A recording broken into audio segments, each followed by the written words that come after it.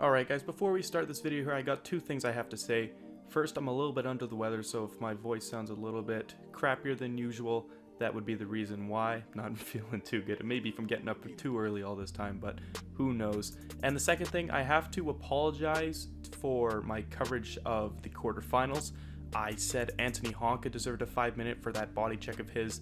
I meant to cover Christian Thomas's elbow on Jack Drury. That should have been the penalty. The more I look at it too, there was nothing wrong with Honka's hit. I don't know what I was thinking. I'm not going to ask you guys for pity or anything like that. It was a stupid mistake by myself, but we're going to put it in the past now. Without further delay, I may as well just go over the relegation game that took place today between Germany and Kazakhstan. Game number 2.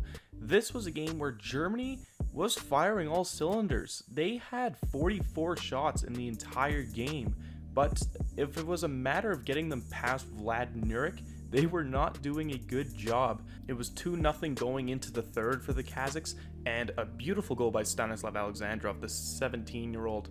Great goal, great individual effort. Puts it back Hendrik Hane to make it 3-0.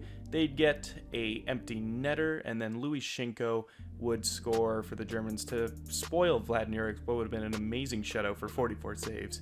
But regardless, instead 4-1 for the Kazakhs, and we're going to see another game tomorrow. Get into our first semi-final game of the day here, Sweden versus Russia.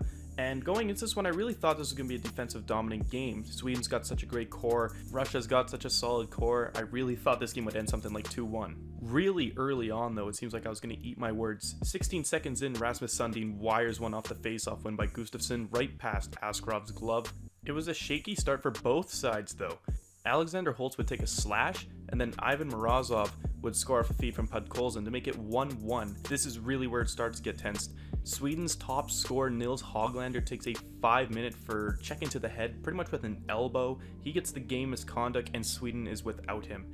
And Hoglander is known for doing this stuff when he kind of has the puck and then he like lifts his elbow. He did it in the SHL this year and he got suspended for it. I really wonder if it's something we'll see him do more so throughout his career. I really hope not, being a Canucks fan, but hey, at least he's being physical in a way. It's not the best way to be physical and he shouldn't be doing it, but it shows he has some grit to his character. But of course, this penalty was really dumb and it was costly for the Swedes.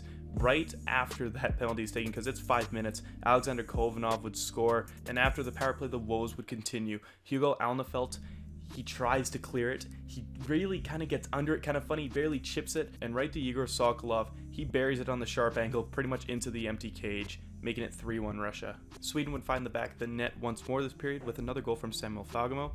That's his tournament-leading 6th goal. After an extremely eventful first period, the second was quite a lot more dormant, you could say. There was only one goal, and in the dwindle end of a power play, Rasmus Sundin blasts home his second of the game to make it 3-3. We enter the third period where right away the Russians will take another penalty, and in the early stages of that power play, another goal from a defenseman, this time Nils Lundqvist, makes it 4-3 for Russia. And at this point, Yaroslav Askarov was pulled and Amir Miftakov was put in for relief of the 17-year-old. Hope was not lost for the Russians though, as Yegor Sokolov puts away his second up and close there, roofs it past Alnefelt to make it 4-4. This game is going to overtime. 3-on-3 overtime for 10 minutes. This is gonna be fun to watch. And I expect you guys are like anticipating a nail biter or something, but this one ended 3 minutes in. Ivan Morozov, the guy who starts the scoring, ends the scoring with a pretty nice individual effort going through a couple of people there, absolutely rifling one to give Russia a route to the gold medal game. Sweden unfortunately continues that dreaded streak, 1 gold medal to show for, with 52 prelim wins and 0 losses. I really wonder when it's going to come to an end for Sweden. It's almost like you want them to lose in the preliminaries just to get that pressure off their back and they can start winning medals again. Either way, it was a good effort by the Swedes. I have a feeling it could have been different if they had their most creative winger, Nils Hoglander, out there for overtime. It could have been a different story. We'll have to wait and see if he'll be able to play in the bronze medal matchup, but for now, that's all Sweden can have their eyes on. Canada has an opportunity to claim revenge over the Finns after last year's quarterfinal upset that ended up leading to Finland clinching the gold medal. I'm just going to throw this out there. If you told me the Canadians would be up 3-0 in the first 4 minutes, I'd say you're crazy. But this is actually what happened.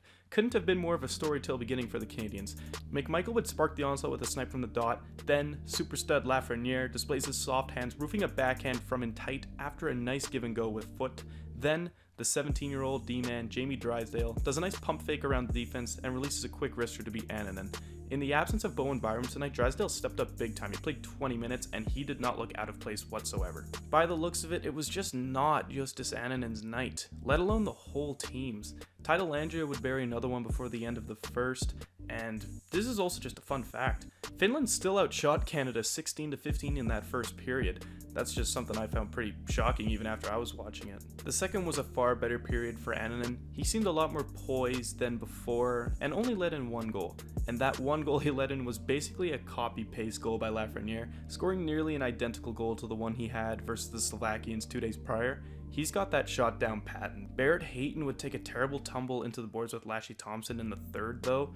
Hayton entered the boards with his left arm tucked in, and it was visible he was in a lot of discomfort at the bench. This can be a really big loss for Canada. Like, that can be a broken arm, that can be a broken wrist. That could really be costly for the Canadian captain. Although for the rest of the game, Joel Hofer would back the Canadians to a 5-0 victory over their rivals. And they are off to play Russia, the team that beat them like they've never been beaten before. Like, literally, that was the worst loss in Canadian World Junior history. I'm going to be talking about, the unsung hero of this game, though, is definitely Joel Hofer. Like I said, that 32-save shutout. Late in the first and throughout the rest of the game, he stood tall. He didn't take a lean back and just watch his team roll to victory. He continued to play hard and achieve that shutout in great fashion. This easily could have been a closer game if not for his steady goaltending. We're going to quickly dive into the top players. Number 1, Ivan Morozov. He had the goal that was really crucial for Russia to get back into the game right away there and then spark what was a 3-1 lead at a point, and then he gets the OT winner to send Russia to the finals.